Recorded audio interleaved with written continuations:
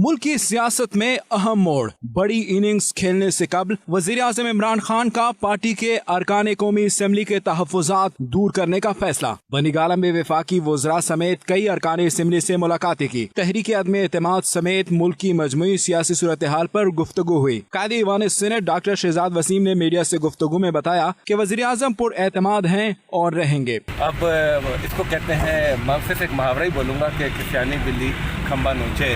वो कभी एक लफ्ज़ को पकड़ लेते हैं, कभी वो मौसम को पकड़ लेते हैं, कभी वो किसी चीज़ को पकड़ लेते हैं। उनके पास अब कहने को कुछ नहीं रहा।